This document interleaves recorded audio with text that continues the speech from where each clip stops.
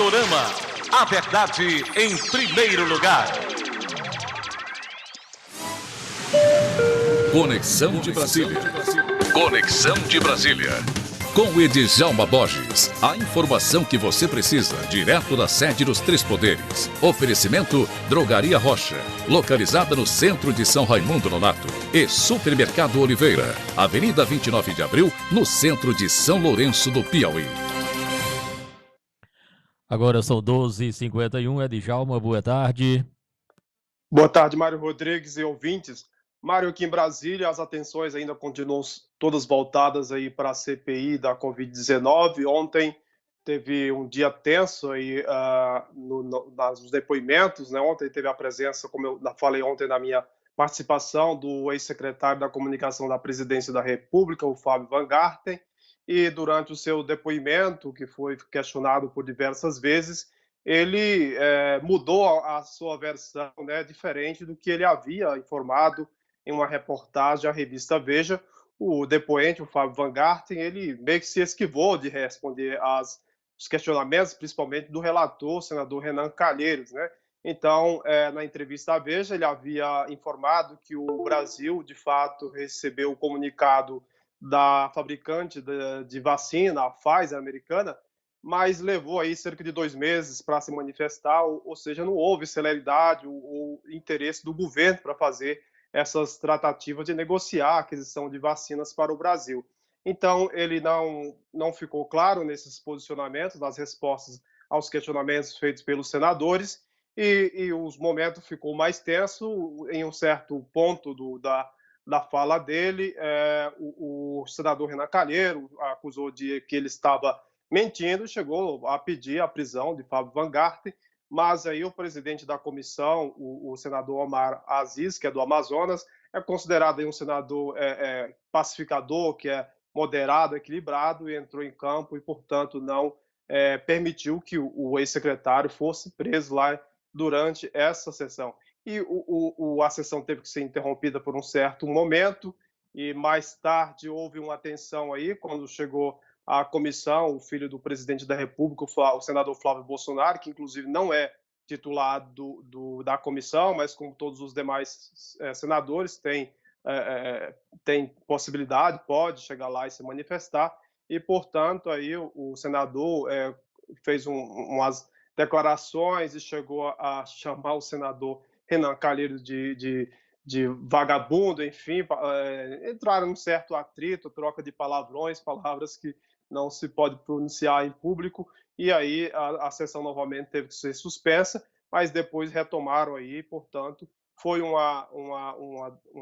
um dia meio tenso, mas complicado para o governo, porque não ficou aí, o ex-secretário meio que não fez críticas diretas ao governo, mas deixou aí a abertura para que os senadores possam levar adiante e essa dificuldade do governo ter tratado como devia aí com a fabricante Pfizer. Então, o depoimento do Fábio Van Garten foi encaminhado aí para o Ministério Público para que possa ser aí apurado se de fato ele chegou a prestar informações falsas ou chegou a mentir lá na comissão. Então, foi um dia tenso, não foi um dia bom para o governo do presidente Jair Bolsonaro, que tem aí tem tido perdas, tem caído a sua popularidade, aí, tem passado por dias complicados na política, e para piorar o dia, ontem à tarde, o Instituto Datafolha divulgou aí uma pesquisa aí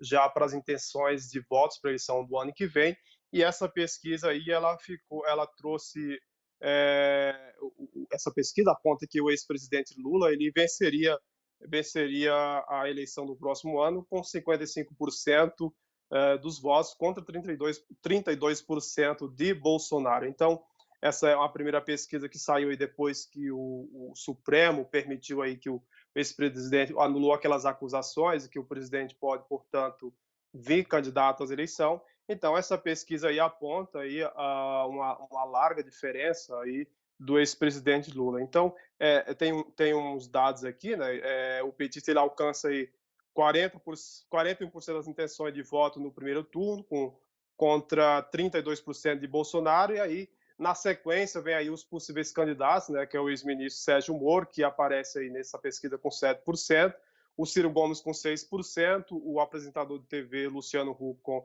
4%, o governador de São Paulo, João Dória, com 3%, e aí vem empatados com 2%, o ex-ministro da Saúde, Luiz Henrique Mandetta, e o João Amoedo, o empresário João Amoedo. Então, esse é o cenário aí para as eleições do ano que vem. Já no segundo turno, Lula venceria com uma larga vantagem aí, com 55% contra 32% de Bolsonaro. E então, esses dados aí apontam como se encaminham aí para as eleições do ano que vem, embora estejamos muito longe, há mais de um ano, mas são dados que já começam aí fazer com que os candidatos, esses possíveis candidatos, se manifestem, intensifiquem aí as suas preparações para as eleições do ano que vem. Essa pesquisa do Datafolha, ela ouviu 2.071 pessoas em 146 municípios, e entre os dias 11 e 12 de maio. E então, Mário, hoje está tendo o depoimento do diretor aí da Pfizer para a América Latina, que é o Carlos Murillo. Ele está falando neste momento a comissão aos senadores, né? E aí está falando sobre a carta que a empresa realmente mandou para o governo do Brasil, que demorou ter essa posição do governo na aquisição de vacinas. E na semana que vem está prevista aí a presença do ex-ministro da Saúde, Eduardo Pazuello, e o governo tem se mobilizado.